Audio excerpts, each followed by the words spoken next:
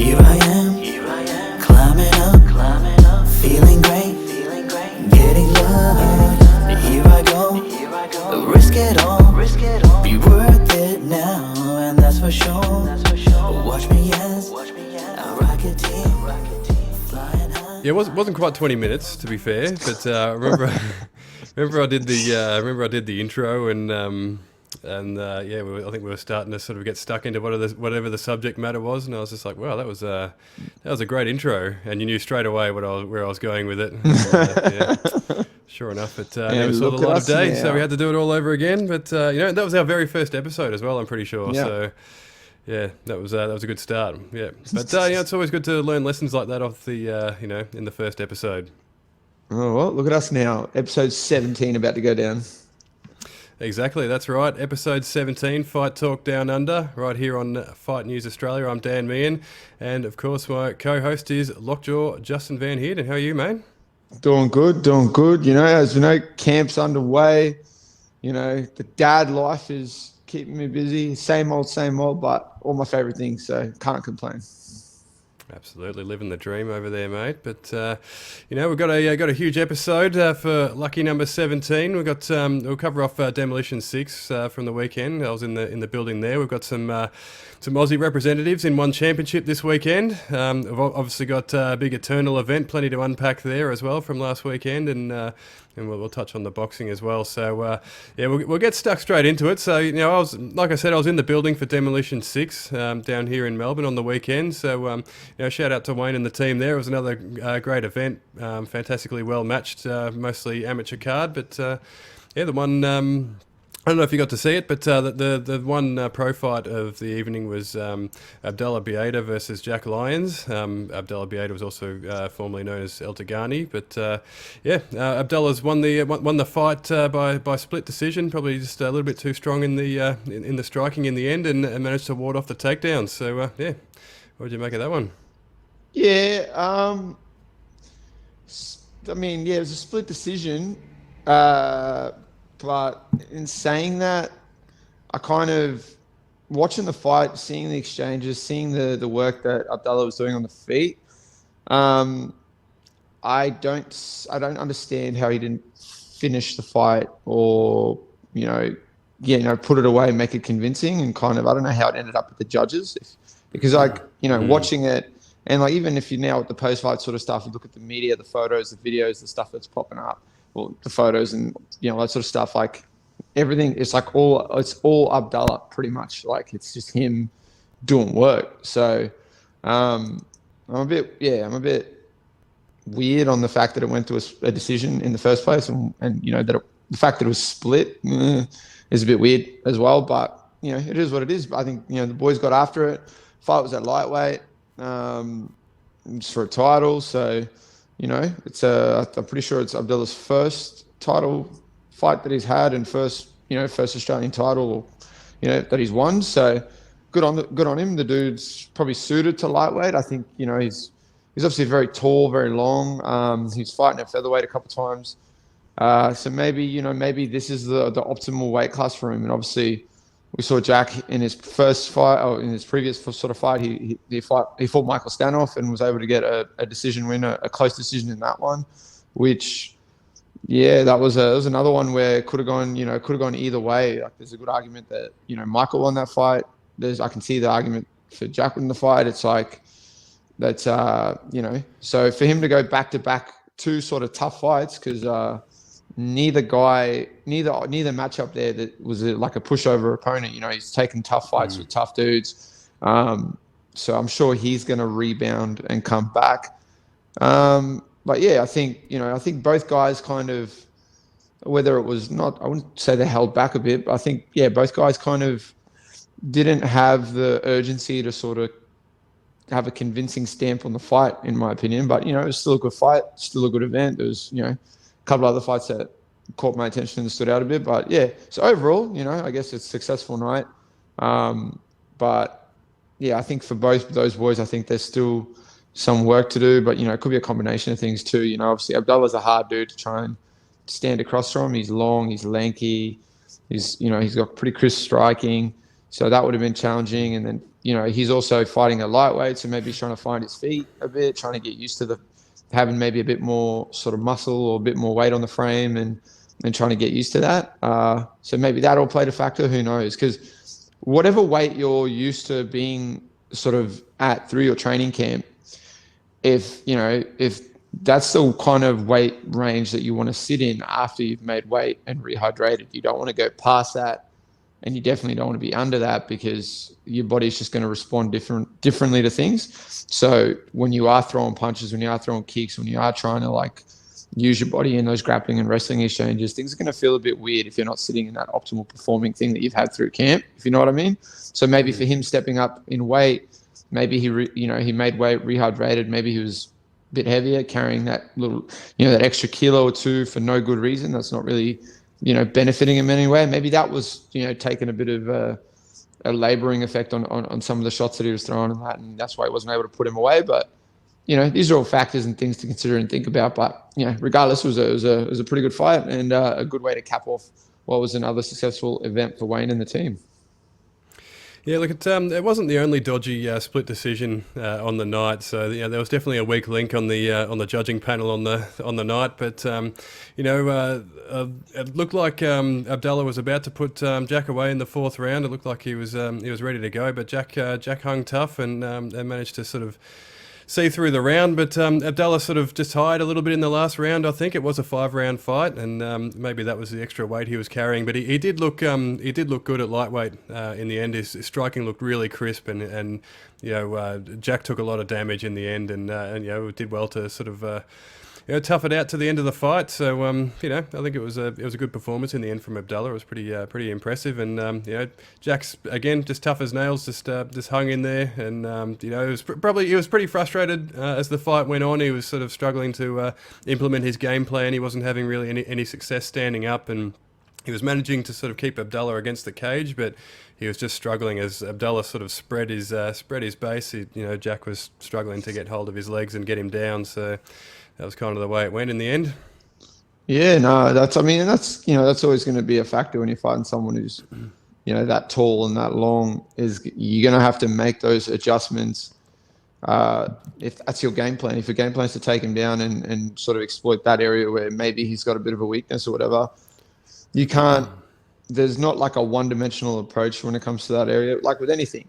And whether that's, it's going to be hard for you to find someone who's the same sort of build, the same sort of height, and as him. It's so if you don't have opportunities to work with people that are that similar sort of frame, then the standard sort of go-to options or moves or takedowns or transitions that you have aren't, they're probably not going to work, because you're dealing with a whole nother sort of body type and body frame. Like, for example, someone like him, if you've got like a single leg and you're a high crotch or whatever, you're probably not going to, have much success in that position, because he is so tall and long and he can stay on his feet when you do try and lift him up. If you are trying to work them lower body attacks where you're going off the legs and that, he can spread his base a lot, so the better option might be to find those other avenues. But, that's something that's a learning experience from the fight, and moving forward, Jack's going to be able to like apply that, learn from it, make the adjustments, and it's only going to make him better. I mean, it's like it's early days yet, so there's plenty of room for improvement for him to sort of take out of the fight and put into his next sort of performance. Absolutely. He's only 4 fights into his pro career. I think he's only 22 years old as well. So obviously Abdallah was he was a step up in competition, and I'm sure he would have learnt a lot from it. So, those fights are only going to benefit you in the long run, really. 100%. Now, this weekend we've got One Championship is back in action, and we've got a few Aussies on the card. It's the event is called 158. Now, I think that's too many ones for one name. If that's too many. I don't know if I could fit one into that sentence any more times, but one. But anyway, that's a little bugbear aside. We have an Australian making his pro debut. It was only just announced that he had signed with One Championship only a week or so ago. It's Duke Didier. He's taking on Jazur Mirzamuhammadov. Now, I've been rehearsing that before the podcast, so you're welcome. Don't ask me to repeat it. But the opponent is Uzbek, and just doing a dive on his record, he's mostly fought at home and in Kazakhstan. So information's pretty scarce, but we know that they're pretty tough. He's 36 years old, so he's going to have some old man strength about him. I imagine he looks like a pretty stocky fella. So Duke's going to have his work cut out in his first fight. But it's a fun story. Duke actually got into the ring. At Demolition on the weekend with Jimmy Crute and kind of told his story about how his career, how he was told by doctors that he was never going to be able to fight again due to a blood clotting condition in his legs, and he found a surgeon that would sort of do the job, look after him, and he had a few surgeries, and now he's been cleared to fight. He had a win I think earlier this year back in Canberra, and now he's been signed to one championship, and he's taking on Jasur Mirza Makhmadov. Yep. Say that 5 times, you might appear in a mirror. That's super creepy. Yeah, I think 2 is enough for this podcast. I'm not going to try that again. I'm going to quit while I'm ahead. No, it's going to be an interesting matchup. I think, I'm stoked for Duke though, because he's like another dude that just seems like super likable, And if he's hanging around with Jimmy Crute, he's got to be a legend because, Jimmy doesn't give anyone the time of day unless he's pretty certain that they're pretty sick. So if he's hanging out with Jimmy and the team and getting after it, then he's for sure going to be a bloke that we want to get behind and support. Absolutely, and it's probably more about the story than the fight. Really, it's kind of just a triumphant thing, just stepping in the cage in one championship. So it's a fun one. Yeah, it's a good matchup for him to sort of get in there, find his feet, make his debut in that promotion. And, he's got access to a lot of eyeballs because obviously I know they fluff their numbers up a little bit. I'm not convinced that they're like completely legit, but still, regardless, there's going to be a bunch of people watching. It's a great sort of stage to make a debut on and kind of showcase your skills. And it's there's a few other fights on the card that are cracking fights, so there's for sure people going to be paying attention. So now that's a good opportunity for Duke to go out there and put on the show, bash a bloke, potentially get a finish, and steal some sort of hype and fans and everything, and bring it back home to Australia. Absolutely, and it's the largest sporting property in the world, haven't you heard, mate? So wash your mouth out. Bigger than anything we've ever seen before. So we have to watch out. But Absolutely. Hey, one championship seems like they're treating the Aussies pretty good, and then the people from the region. So I'm stoked that we got another one in there, and it just looks like it's all things are heading the right way. Absolutely, and another Aussie on the card is Simon Carson. It's one that sort of snuck under the radar for me. I didn't actually realise he was on the roster, but he's a 2-1 fighter, another heavyweight from Absolute down here in Melbourne. So he's taking on Marcus Almeida, who's 2-0. It's obviously a pretty tough matchup in his first fight in one championship. Almeida's a pretty highly credentialed BJJ practitioner, and he's already had a couple of submission wins in one championship against some pretty good opposition. So Simon's definitely drawn a tough card first up. Yeah, I believe Simon's the head coach at Absolute, if I'm not mistaken. So he's out here coaching, he's out here training, and now he's out here fighting in one championship. So good on him. Tough matchup. Buchecha's going to be a handful. The dude's a beast. I actually, I think when I was probably 23, I'd say 23, 24, I got to attend one of his seminars, and he's a mammoth of a human being. He's a big dude, and he's very, very strong, and obviously, very credentialed grappler. So there's going to be no surprises in there. We know what he's going to do. He's going to come out, he's going to look to get his hands on Simon and utilize, that area that he is so predominantly skilled in.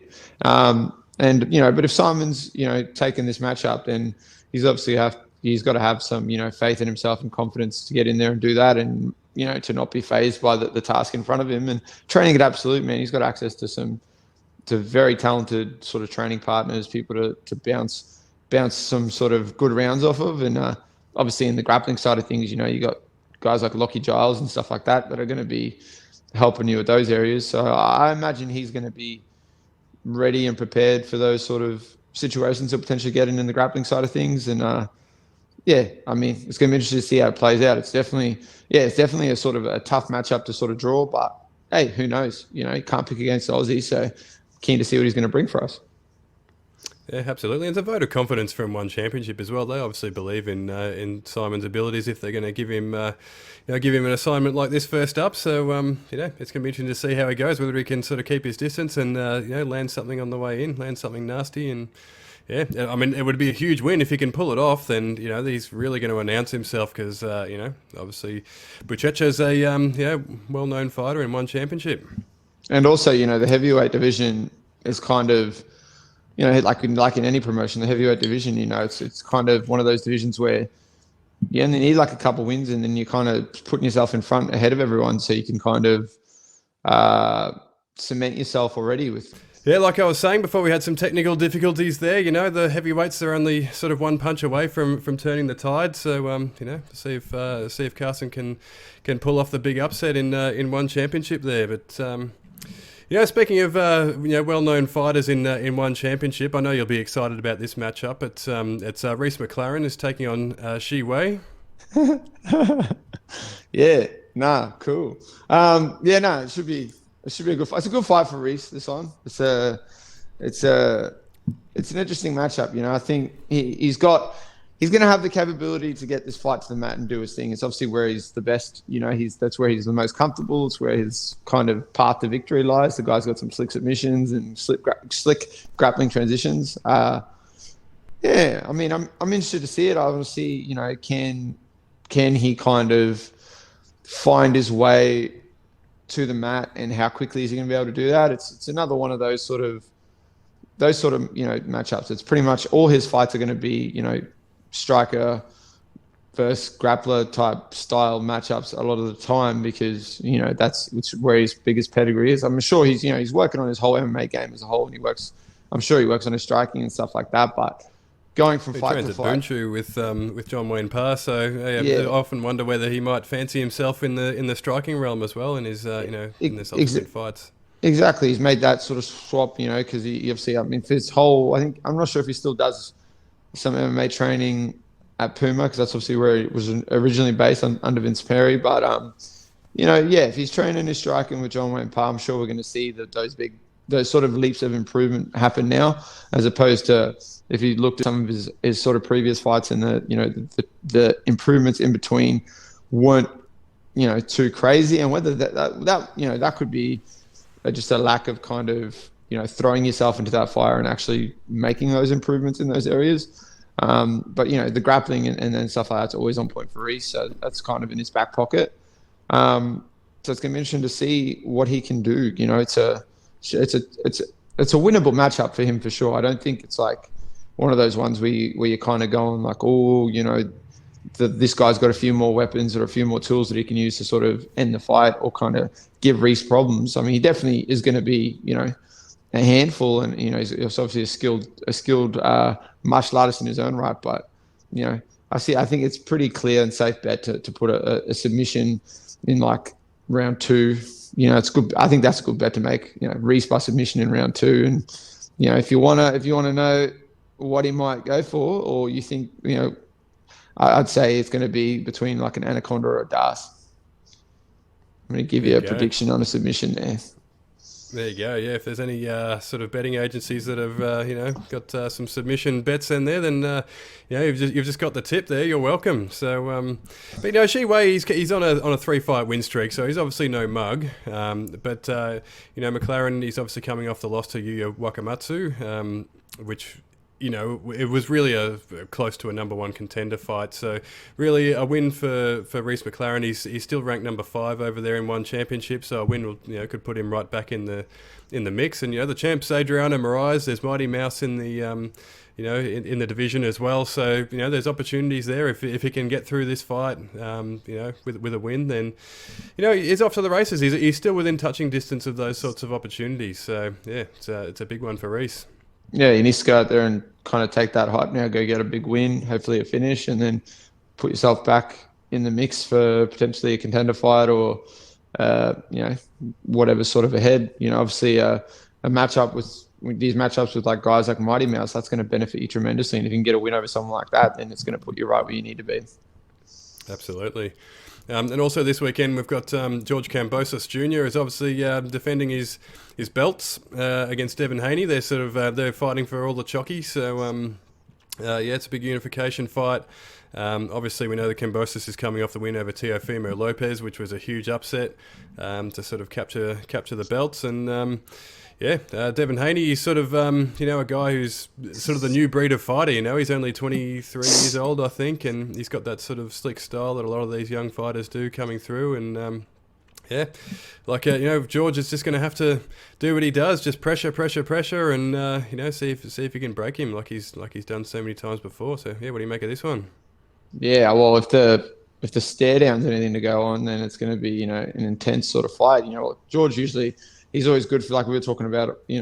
He's always good for that. He's always good for giving those intense stare downs, and he's slick. He's not just slick with his hands. The dude's slick with his words as well. So it's always keeps me interested. But yeah, it's an interesting fight. It's a tough matchup, but it's one that all these fights that he's going for, he's throwing himself in the fire. He really believes he's the best in the world by a lot. So he's confident in taking these fights. And if the Teofimo Lopez fight's anything to go off, the guy is certainly that. He seems like he's right up there as one of the best. Well, he is the best.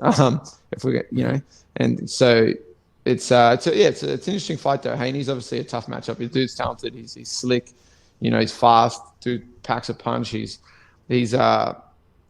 as you go in boxing, there's often times you think in a sport where you're just using your hands. You hear guys sometimes say, "Oh, well, this guy's a really good puncher. This guy's, a great puncher." And Haney is certainly someone that is a really good puncher. So it's going to be interesting to see how it plays out. Obviously, it's for everything. It's fighting fighting in front of a capacity crowd at Marvel Stadium. You're going to have like all the eyeballs on you. The lights are going to be on. You're going to have like the who's who of the sports world in attendance, and other sort of avenues as well. Celebrities, all that hype. People are just going to be coming out to support it. Unfortunately, Alexander Volkanovski is going to be there, but we don't need to blow that guy up anymore. Yeah, Some guy, I think they call him Alex the Great, but we don't need to blow him up too much. So it's obviously going to be it's going to be a massive event. So I'm excited. I'm hyped up. It's getting me really excited, not just about boxing, but Australian boxing and where it's at and where it's going. Yeah, it seems a really obvious thing that a professional boxer would be a good puncher, but for those who are sort of uninitiated, there is a difference between a boxer and a puncher in the in the boxing terminology. But like you say, like the stare downs are great, and there's been some really great sort of hype and media coverage around this one, and this is all great for Australian boxing. Like, it's a great thing that that Kambosos has come back here to Australia and he's brought a fight like this to home soil, because this is what we need. We're still kind of there's a new wave of Australian fighters coming through, and we really need eyeballs on these fighters to bring Australian boxing back to where it used to be, because we've kind of been in recovery from the sort of green and mundane era. So George Kambosos, he's full of belief, and he really, like you say, he believes he's the best fighter in the world, and he was a heavy underdog against Lopez and he got it done, and he's going to be a heavy underdog again this time. And but I don't know, it's hard to bet against him. The guy's just full of confidence, and I think his abilities, he's got more ability than people give him credit for. 100%, man. You don't have people like Manny Pacquiao giving you fucking props if you can't get out there and perform, and you don't have that sort of special aura and talent about you. These guys aren't going to give you the props that you're sort of getting if you aren't able to sort of get in there and perform and showcase that it's not all just talk and that. It's like you're a guy that does the work, and he's another fighter that's kind of like that, man. The guy just seems like he's just out there working, doing the work, getting himself as ready as possible, and then getting in there and getting to perform, and doing so with a chip on his shoulder, because every time, more often than not, the guy's just the underdog going into these fights, and look what he's able to do. Arguably now, he's probably going to have a even more confidence going into this Haney fight, because I'd imagine, I'd put Lopez up there as probably one of, if not the hardest puncher in the division, and Kambosos was able to, wear some of those punches, wear some of those shots, and go out there and do his thing. For me, as you know, this is a tough matchup. You know, you got to give Haney the respect that he deserves. The guy is very, very good. He's very, very sleek.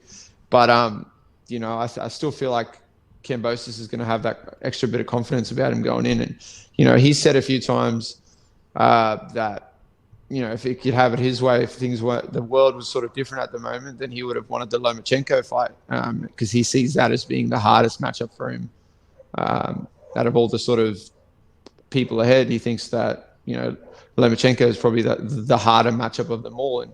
And you know, I'm inclined to agree with the guy. I'm not saying he's like should be looking past Haney, and we definitely can't, you know, disrespect Haney by that, saying like it's going to be a cakewalk. But you know, I've got to back to Aussie, and I feel like he's going to go out there, perform, do what he's got to do, and you know, and then keep bringing these big fights back to Australia and keep sort of cementing himself as one of the best to ever do it if he continues down this pathway. Because all these guys that he's fighting, like, it's not like they're like, I mean, they're all in their primes. Like, they're all like, you know, they're it's not like he's fighting these dudes who are a couple of years past where they're meant to be. Like, he's fighting these dudes, like you sort of said, you know, Haney's a young dude, Lomachenko's in his prime, Lopez is for sure, you know, he's a young dude too in his prime. So it's kind of like, this is what you want. This is what separates you from, I guess, the other sort of fighters in your generation.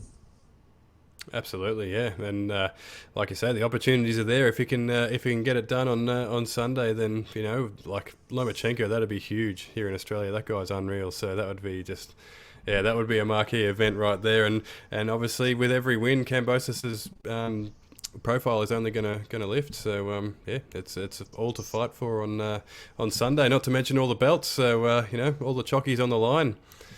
But also this weekend, we've got Sky Nicholson. We've just spoken about Sky Nicholson not long ago because she's sort of been reading from the Amina Hedaya playbook there. She's pretty much fighting every second week at the moment. She's for her fourth fight in 3 months since making her pro debut. She's she's back in the ring in the UK there. So she's taking on Gabriella Bouvier, who's a former IBF world champion and a WBC world title challenger. So she's 25 fights under her belt. So again, this is obviously a big step up for Sky Nicholson, and just another fighter who's on the way up, who's obviously full of belief. You know, so like Bouvier's been inactive for 3 years, but she's only 30 years old. Again, it's not like you know, she's cherry picking someone who's past their prime. She's you know, taking on a much more experienced fighter with a, you know, world title fights under her belt. So obviously Eddie Hearn and the Matchroom team and obviously Sky, they have huge belief in her, and yeah, this is going to be a big test. Yeah, and I think it's a bit different in boxing with with layoffs as opposed to, you know, a sport like MMA, because boxing is notorious. Like, boxers are notoriously known for like pretty much fighting in their training sessions and their sparring sessions. Like, you know, as their camps go, if they're in camp, yeah, it's a bit different. They pick their sparring partners. Things are a bit more sort of controlled, and it's all structured, and you know, everything's set up a different way. But when you're just sort of generally training, I don't know if people, like some people, you know, there's people out there probably listening, they'll know, if you go into a boxing gym and you're just there training and you don't have any fights coming up and you're sparring and you're pretty much fighting. So, you know, I expect she's, with this layoff, it's going to not really make too much of a sort of dent on her ability to get out there and get after and perform. And like you said, you know, she's not a slouch. She's got a lot more fights under her belt than Sky does. But, you know, Sky being active and just, you know, keeping the sort of the ball rolling and going from fight to fight to fight like this, and you know, kind of staying active and staying ready is, you know, obviously going to benefit her as well. Because I mean, there's that's the approaches that you can sort of, there's the difference in approaches, but it's always going to be, you know, the person that's been more active, you're going to have to give them that little bit of extra credit and a bit of confidence, because, you know, they are fighting, and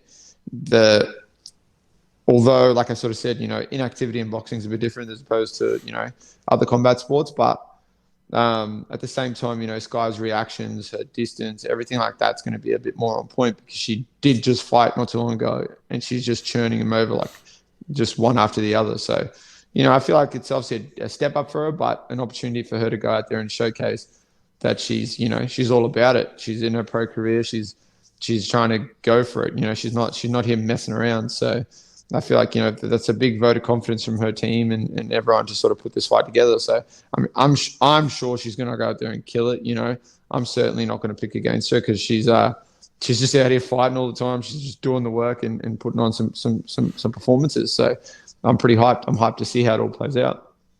Absolutely, and yeah, she's only 3 months into her pro career, so you know. Yeah, I guess they must see something that you know, that they must believe that she can get it done. And she's obviously got Olympic level boxing skills, so you know, they obviously believe that that she can get it done. So I'm not sure that they're going to be sort of fast tracking her into a world title or anything like that. We know that the you know, the pathway to a world title is a fair bit quicker in some of the female divisions, but she's only 3 months in, so you know, they obviously believe that this is the right step up for her, because she's being managed by some influential people, so they're not going to throw her in there against someone who's just going to eat her alive. No, certainly not. Especially like you sort of said, it was so big on building your fighter up in boxing, keeping that undefeated sort of record and progressing forward that way. So, you know, every time it is just going to be, if you're going to do it the right way, it is just going to be a gradual sort of step up. And in between some of those gradual sort of step ups, it's not going to be uncommon to see, you know, a few feeder fights here and there just to sort of get that confidence up a bit more and, you know, get that extra bit of sort of ring time. But yeah, I think they're doing it the right way. They're approaching it the right way. And obviously she's got a lot of self-belief within herself as an individual. So it's all going to benefit moving forward. If you keep, you know, just stay on the path, keep doing it this way. You rely on your actual boxing ability, rely on the training and the work that you're doing, and relying on the fact that you're sort of just confident enough to keep putting yourself out there, fight after fight after fight in very quick succession like this. And I mean, it's gonna allow her to keep performing and keep getting these wins, and then eventually build herself up to a world title fight. Exactly, and she's got nothing but time. But now we've got to get to Eternal 66. We're going to recap the weekend's events. It was it was another fun event for Eternal. There's always some drama and excitement from the weekend, and the event had a bit of everything. But we'll start with your team, mate. We've got to cover this off. Obviously, Amina Hedaya. I know you've got a bit to say about this one. There was a bit of a one-sided fight in the end against Jasmine Nakora on the prelim card. Yeah, so obviously it was Amina's like just getting after it. She's just fighting all the time. So she jumped back in on the weekend. She fought Jasmine Nakora, who credit to her, credit to Jasmine for, you know, asking to fight someone like Amina, who's more experienced. You know, she's already, you know, she's being as active as she is. And, you know, she's a dangerous sort of fight to have for your debut. Credit to Jasmine, but in my opinion, a bit ill-advised as well from that sort of side of things. That's not a knock on her. That's a knock on her team. It's a bit of an ill-advised sort of idea to think that, you know, you can do that in your debut. If it'd be different if it was like you've had a few fights already and then you fight someone who might have like you might say if she was like 3-4 fights in as an amateur and then she's fighting someone who's maybe got 8 or 9 fights. That's a bit different. For your debut, when you don't know how it's going to feel when you're in there, you're fighting in a packed stadium in Perth in front of your nearest and dearest. The lights are on, the cameras are on. You know, that's all things.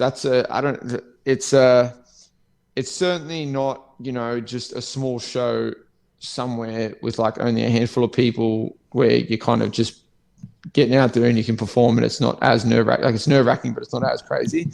Like, that's a hell of a situation to be in to make your debut. You know, you're fighting it on a massive sort of stacked Eternal card in Perth. So that would have all played a factor, man. So I think that's the biggest thing. It's not so much the tough task with the actual fight itself. It's the emotions that she would, and everything that she would have been going through, being that it was her first fight as well. And, you know, the atmosphere that's there and what you got to absorb in. And, you know, I think you kind of saw that. Like, I mean, I'm around the game a lot. Like, I fight myself, so I'm going to be able to pick out these little things. But even on the walkout, like, you could tell, you could almost pick the exact moments when the nerves and the adrenaline started hitting her, and you could kind of tell that, you know, it was definitely playing a factor. But, you know, credit to her, the fight started. Amina pressed forward with her pace and pressure. And throwing, like, you know, punches in bunches. But, you know, for the first couple of seconds and first sort of bit there, Jasmine kind of, you know, stood her ground, bit down and threw back and was able to land a couple of shots that kind of made Amina reset a bit and go, all right, you know, what am I doing? Let me just fight from range. Let me do what I do. And, you know, then after that, she was obviously able to find success. And then ultimately we saw her sort of clip Jasmine and follow up with 22 punch combo, I think I counted before the ref stopped it. So, yeah, obviously, I'm stoked for my teammate. I'm going to give her lots of props and be high up on her because she's obviously putting in the work. She's being active. She's fighting all the time. And she's just a genuinely nice person. And I think, obviously, she had a chip on her shoulder with how the decision of the last fight went. And, she saw her after the fight. She asked, she was pretty keen on fighting very soon again. And, she wouldn't mind that Selena Mongi sort of rematch. But, I kind of sort of said we were obviously a couple of us from the gym were having like a watch party for her fight on the Sunday. And I kind of just said it then. I was like, I don't think that Selena would ever take that rematch with her because, it's one of those scenarios where you're like, you were fortunate to get the win. Why take the risk of, take it and run. Why take the risk? So, unless you're being forced to, like in a situation where they're both pros, and you're fighting for, there's no one else that's sort of there to fight. You have to take that fight because it's like there's a contender series potential call up on the line or something like that. Who knows? Then you're going to have to see if you're probably going to have to take it and be about it. But it was another good night for the team, for the freestyle team, and everyone was stoked. So Amina's just right now Amina's the most active fighter in the gym by a long shot. So she's out here just leading from the front, killing it. Absolutely, and on the main card as well, we'll do the sort of the main three fights, I guess. Toby Meach got away with a split decision against Nick Thornton in what was an incredibly close fight. I think Nick Thornton came in with a 1-3 record, perhaps on the coming into the show, and he looked better than his record suggests. He did pretty well. He was really game, really tough, and he had some real skills and. It kind of felt like maybe he had a case for having won the fight. What do you reckon? I watched it back today because I wanted to do that. Oh, you did? Watch it. Yeah, I watched it back today because I wanted to watch it back before we obviously recorded our episode. But 1 and 2, rounds 1 and 2 clearly went to Nick. Like round 1 was close, but I think Nick did enough to edge that round. Round 2 was decisively Nick's round. Like he really turned it on in that round, did a lot of damage, had a lot of control, was on Toby's back for a big portion of the round. So, that was a pretty decisive round to Nick. Round 3, another close round. Obviously, Toby turned it up in round 3 a bit, with his striking. I think he got after it a bit. I think he got kind of by, the guys in his corner, like, Ryan Gray, and that they must have told him, you got to get after it. So, he did that a bit. He did in the 3rd round. I think he buzzed Nick like twice where I was like, but just didn't follow up. Like he had him wobbled. I think, there's a couple of times there where you kind of saw him, he landed like an uppercut left hook and you sort of saw Nick go like slump down and kind of just shell up, and then Toby kind of just let off. And there's something that I always, that's sort of spoken about. Like we talk about it in the gym all the time. It's like, you see it so much. People come in, throw their punches, land their combination, and then get all the way back out. And then they come back, throw their punches, land the combination, get all the way back out. And it's like, it's kind of what Toby did, That was a close round, but I gave that round to Toby. I think he, damage-wise, he did a bit more. So I was happy. If that's the round, if you're going to give Toby any rounds, a round in that fight, that's the round I'd give him.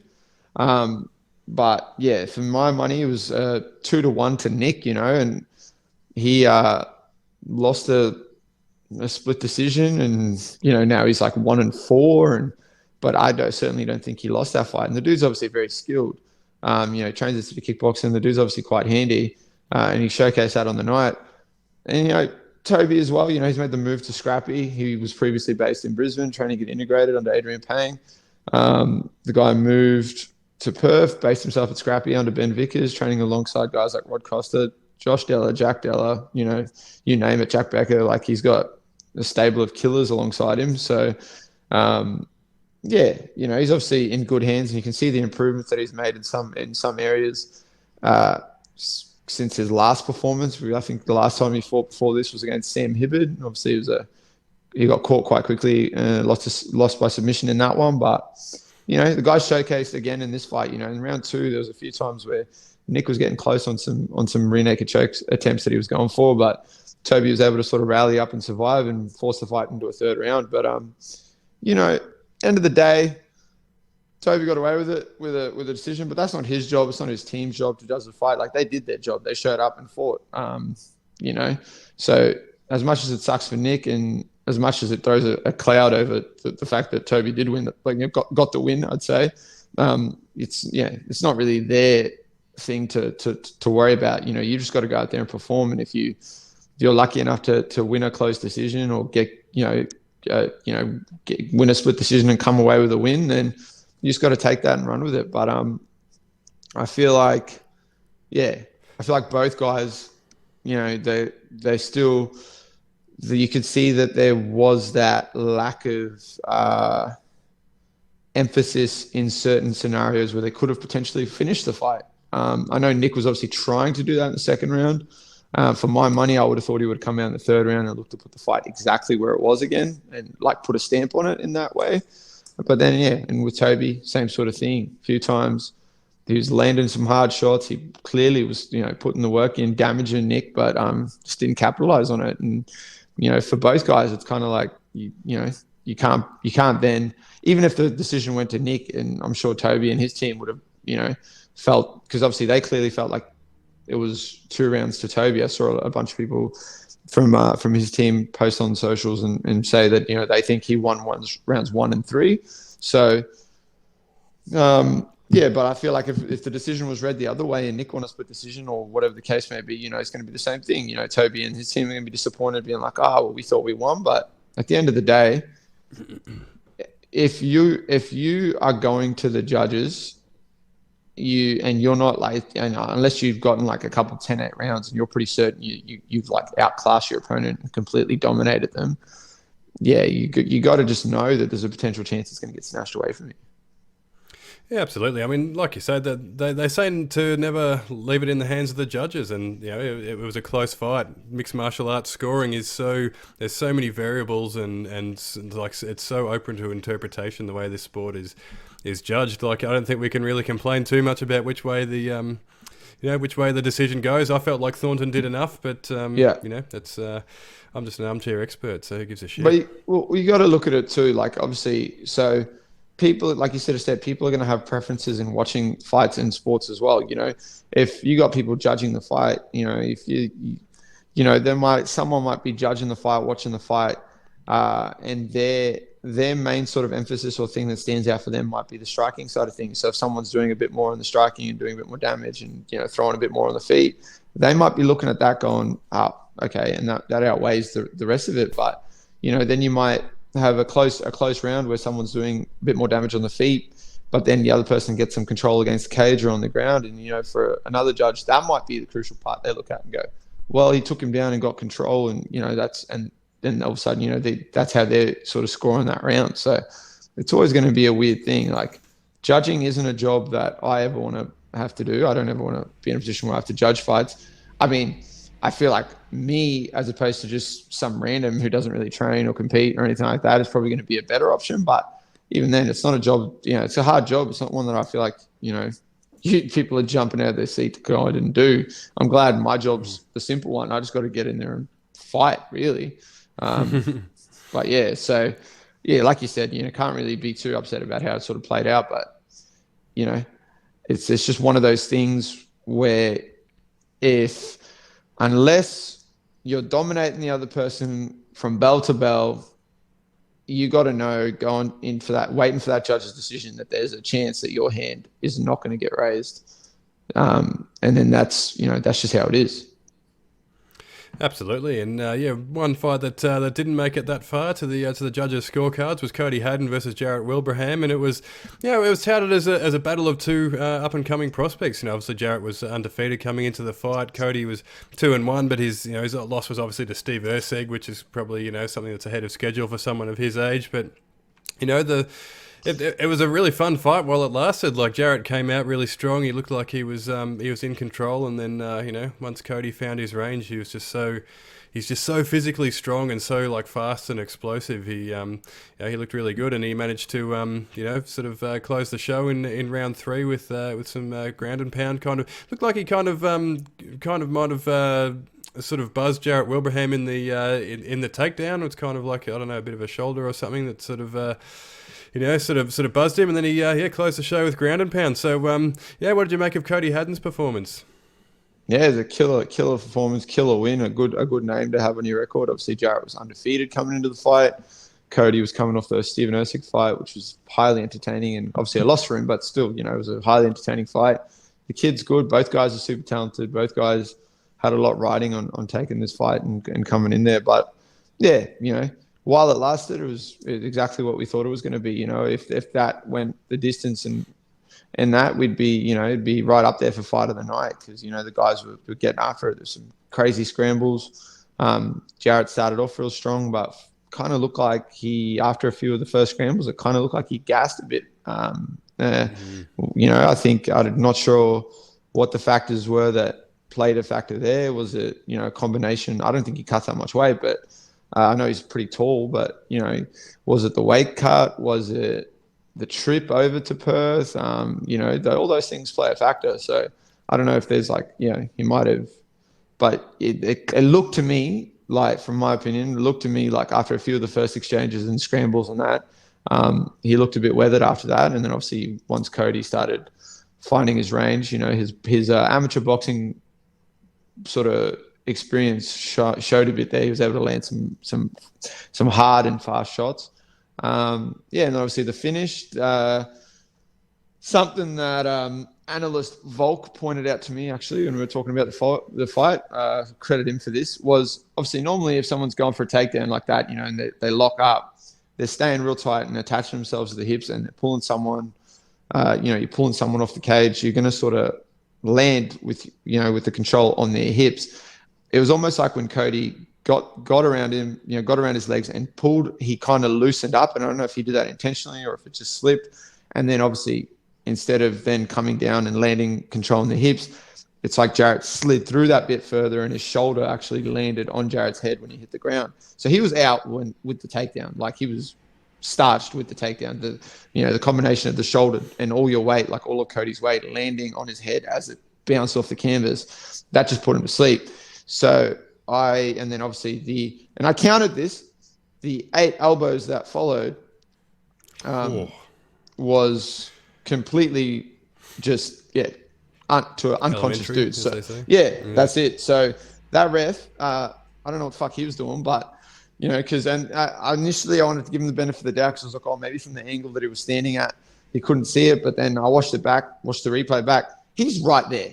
The dude's unconscious. Like, you want to tell me that you can't see old mate's head just bouncing off the canvas like that as he's just getting elbowed? Like, and I counted, there's 8 or 9, almost 9 elbows before the ref jumped in. So I was a bit triggered or unhappy by the stoppage. But other than that, both guys just got in there, got after it, and threw the kitchen sink at each other. You saw Jarrett land a few flying knees. There was some crazy scrambles against the fence and on the ground and stuff like that. So, they got after it for as long as the fight lasted. It was very entertaining. But yeah, big win for Cody. Kind of, puts him in a good spot now to, moving forward in the division. So it'd be interesting to see what's next for him. And then obviously for Jarrett, it's his first loss. It's going to be interesting to see how he recovers, rebounds off that. And it's only going to it's going to be, just a stepping stone for him and what's still a very promising mixed martial arts career. Like, I don't think the guy's going to miss a step, really. I mean, he's just got to, work on a few things, maybe sort out, I don't know if it's the weight cut or the conditioning or something, but, it looked like the guy was a bit gassed in there. And even in the Jamie Hunt fight that he had, I saw a bit of that too. It seemed like the guy was a bit spent after some of the exchanges. Obviously, he rallied up in that fight, was able to, put on a performance and get the win. But in this fight, it kind of, opened the door for Cody to just sort of do his thing and run away with it. But I'm pretty excited for both guys. I'm pretty excited to see what's next for both guys. I'm excited to see what potential matchups we're going to see for either guy moving forward as the year progresses. Yeah, well, Cody Haddon's sort of thrust himself right into the sort of the top echelon of the division now. Like with Sean Etchell, he's obviously competing for a place in the UFC roster, so yeah, that might open up the bantamweight title completely. So yeah, Cody Haddon's put himself right in the mix, and yeah, there's going to be some fun matchups for him there. And yeah, for Jarrett Wilbraham, he's obviously taken some unnecessary damage in the end. So hopefully, he's not too worse for wear, and he can get sort of back in there and get back on track. But a guy like that, he's obviously not far off the reckoning either. He's only a couple of fights away from being in contention. Obviously a talented guy, so yeah, there's still plenty of time for both of those boys. But the main event, we've got to get to the main event. It was obviously a pretty gruesome scene in the end. It was a big anticlimax, really. Like it was a it was a fun fight, even though like Becca and Aguilera they had fought before. It's still a fun fight on paper. Like it's a fun matchup, and it sort of shaped up well. Aiden Aguilera, he walked to the cage and he looked like he had the fire in the belly. The stage was set. Jack Becker's, obviously fighting for what we think would have been a place in the, at least on the Contender Series. So, there was everything to fight for both guys. And then 22 seconds in, Jack Becker lands or throws a leg kick, and Aiden sort of checks it just on the knee there, and Becker's leg snapped, and that was all she wrote. So yeah, what did you make of that scene? I'll put it to you this way: the leg break wasn't the most gruesome thing that was happening in that scenario. Did you see Aiden Aguilera's haircut? Can we talk about that? That was pretty fucking gruesome, let me tell you. Anyway, but yeah, obviously, very unfortunate situation. But both boys came out straight away and were just throwing heavy. Like they weren't looking to feel out nothing. Like both boys were putting some pop on everything, and that's the game you play when you're throwing hard kicks like that. And another, especially naked kicks, as we call them, without a setup, without a sort of thing to bridge off, whether it's a feint or, a punch or something like that, you're throwing naked hard kicks like that. Yeah, it's going to be easier for your opponent to check them and for something catastrophic to happen, as we saw. So, and and people, I saw a bunch of people talking about it and stuff like that, and people were like, "Oh, it's unfortunate." It is unfortunate. I don't get me wrong; it's fucking very unfortunate for Jack, but they made it seem like it was it's obviously in part a freak accident, but at the same time, not really, because Aiden checked the kick. He turned his leg out, placed his knee out there, and Jack caught the knee, and that kind of it was a really shit scenario that it had to go that way, but. You still got to give credit to what caused that to happen, and it was just some really good defensive awareness from Aiden there, and you could tell it's something that he obviously worked in his camp, because in the first fight there was something that was a bit hard for him to deal with. In the first fight, he copped a few of them kicks, and I think that kind of took a toll as well. But it's a shit way for it to end. But both guys were pretty classy about it, and both guys were obviously. Wanted a different sort of outcome. I think we all did. We wanted to watch these dudes bang it out potentially for 25 minutes and give us this, sort of entertaining fight after all the build up that we've had for like almost a year or whatever. So yeah, I'm like, part of me is like frustrated and annoyed that we didn't get to see that. But the other part of me is just thankful that, that even though it is a leg break and stuff like that, it's not something more catastrophic, and the guys hopefully going to be able to recover, heal up, get back in there, and regardless of the situation and how it kind of panned out, you got to be happy for Aiden, man. The dude is coming off some losses.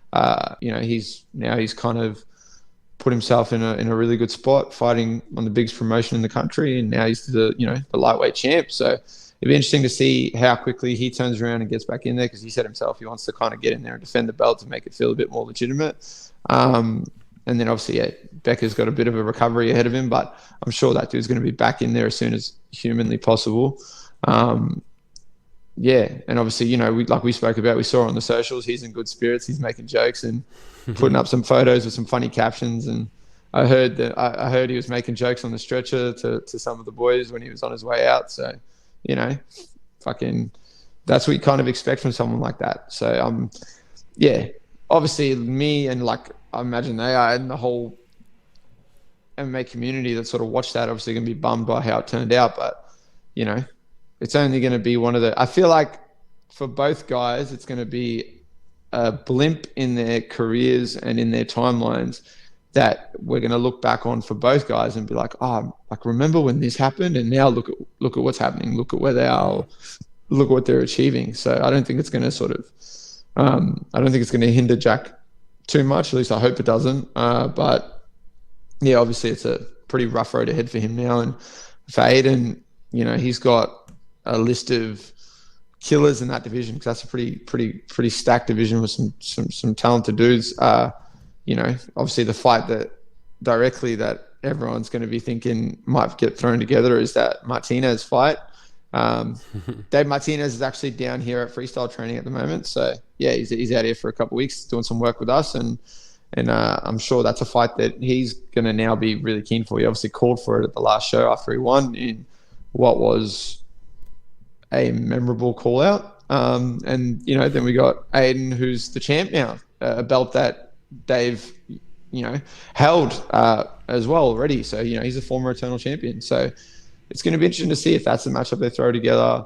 You got guys like Dan Hill, Josh Togo, they're all sort of in the mix. You got Dimps Gillies, who just, come off that fight of the year, so maybe he's kind of thrown himself in a good position to maybe get another win or whatever. And then, he might be fighting for the belt. We got my other friend and training partner, Blake Donnelly, who's lurking and potentially can throw himself in the mix. So yeah, it's exciting times to be part of that and watching that lightweight division sort of pan out. So I feel like for Aiden, now's your opportunity. You got the belt, you go out there, defend it a couple of times. And like we spoke about when we sort of previewed this fight, this was sort of a do or die for him almost in a sense. So although it's a shit way for it to pan out, it's kind of a blessing for him as well, because now you have the belt, you're going to be able to defend it on a massive platform, which is Eternal MMA, and that's going to if you're able to do that, you go out there, defend it 2 or 3 times, you're going to be able to like put yourself in a really good spot, and you'll be off to the races, and might be fighting in the UFC, Bellator 1 Championship, who knows, PFL, or who knows. Yeah, exactly. And we know that a leg break can be a sort of injury that can sort of change the course of a fighter's career. So hopefully Jack Becker recovers well, and he's back in the cages, like you say, as soon as possible. But again, like you were saying, Aiden's put himself in a really good position. It's not really how you want to win the belt, but he's the champion now, and again, like we said last week, he was. Only really, taking on a big fight like this against Jack Becker, who's only 1 win away from just putting himself right back in the mix. I'm told he's hungrier than ever now. So and like you say, he's got the belt, and he's got a real opportunity to put himself back on the map here after three losses in a row against sort of tough opponents as well. He can, if he can defend the belt and sort of pick off some good wins, and like you say, he's right back in the mix. So, and did you notice, actually, speaking of the Martinez fight, did you notice in the pre-fight his little dig at Martinez there? He said he had fought Jack Becker before. He was preparing for the easiest fight in the lightweight division, but then he ended up going for the hardest fight in the lightweight division. I thought that was quite funny. That was when I saw that, I was really hopeful that didn't get lost in everything. So that was quite funny from Aiden there. Yeah, some good subtle banter to throw in there. Well, I've seen it was a bit of I don't know. Obviously, he's been pretty active on the socials. Going back and forth with Dave a fair bit, asking him for the fight. Has he ever? Yeah. And just been relentless. So, maybe that kind of, we obviously saw recently that, Dave pulled out of, scrapped the fight because a guy went a bit too hard on the socials and was talking about his wife and doing a few things like that. So maybe obviously that might have been another factor that was kind of hindering Dave from taking the fight initially, but he was very vocal about it after his last win. When he beat Tim Schultz, he was pretty vocal about wanting the fight with Aiden. So, I'll be interested to see that fight. I'll be interested to see how it pans out. Obviously, it'd be an interesting one to throw together, and we'll find out. Is Aiden? Is it the easiest fight in the division for him, or is it an absolute roadblock of a fight that's going to be, just very difficult for him? And is that, going to be a fight that Martinez can capitalize on and get the belt back?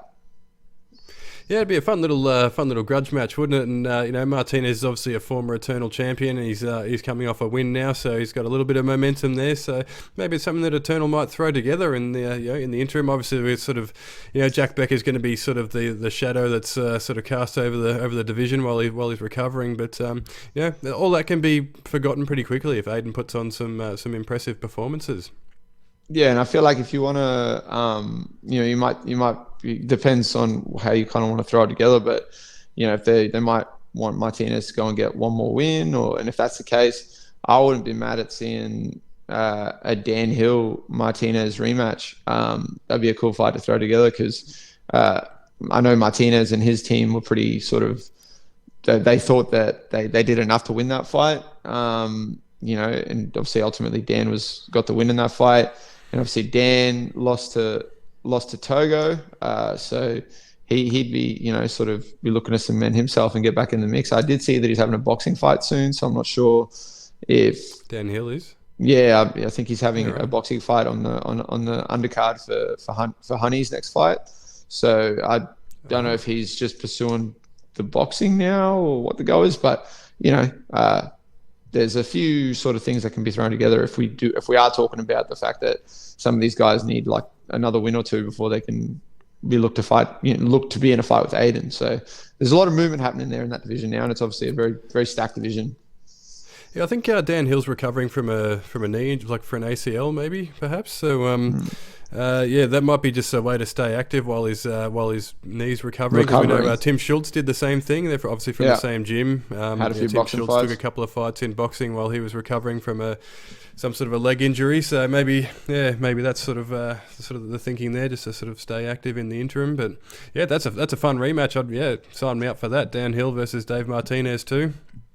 Yeah, 100%. And then, obviously there's a few sort of other people that are lurking. I mean, it'd be interesting to see Josh Togo back in there and see what's him sort of get back in there and what's next for him. Obviously, my teammate Blakey was meant to fight Kuhn. That fell through. He'd be looking to get himself back in there.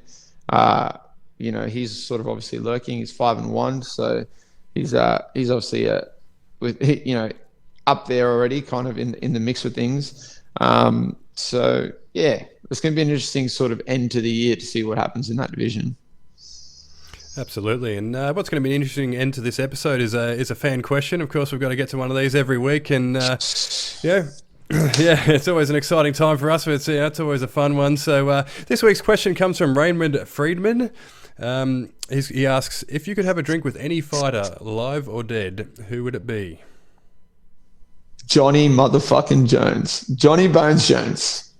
Sign me up for that. I've thought about this. I was like, yeah, it'd be cool to sit down. Is that a drink or a nose beer?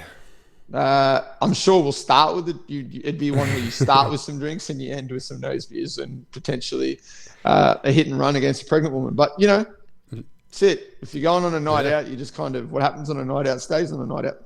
Absolutely, allegedly. Yeah. But yeah, I've thought a lot about this, and I was thinking like, it'd be cool to sit down with some of these other dudes and have a quiet drink and, talk to them about their careers and talk to them about fights and just general sort of conversation, especially I was thinking about it too. I was like, I'm a dad. Obviously there's a lot of these people that I could potentially be sitting down with their dads and be bond over those sort of things too. But then I thought, you know what, if the opportunity was there and it was between Cowboy and Jones, and I thought, I'd like to go on a night out with John Jones and have a couple of drinks. I'd like to see what happens and how that pans out. I'm sure, in a perfect world, you would look to avoid that at all costs because he's an absolute fucking nutcase. But yeah, it'd be a fun one if you were gonna do it. That's sort of be my pick. Would be Johnny Bones Jones is the go-to. Absolutely, you'd certainly come out with some stories from a night like that, wouldn't you? 100%. I mean, my first question would be with him would be like, why were you hiding under the octagon, John? What were you doing? Why were you avoiding the USADA testers? Yeah, maybe let him have a couple of beers before he unloads on that one. 100%. Absolutely. Mine would be probably Justin Van Heerden. When are you coming down to Melbourne, mate? Actually, that'd be good. Yeah, I reckon that'd be a night to remember in itself. I'm looking at the calendar. So I sort of spoke to Cam too, because obviously I enjoy fighting in Melbourne. I'm undefeated in Melbourne. I kind of think I've, taken over that city. It's pretty much my city now. So, I think, there's certainly there's times coming very soon in the next sort of couple of months where I think I'll be down there. So if that's the case, then for sure, if there's opportunity to have a couple of whiskeys and, sit down and do that, I'm going to be all for it. And people can then listen to Fight Talk Down Under, where we might potentially break down said nights and said drinks and might have some stories for some people.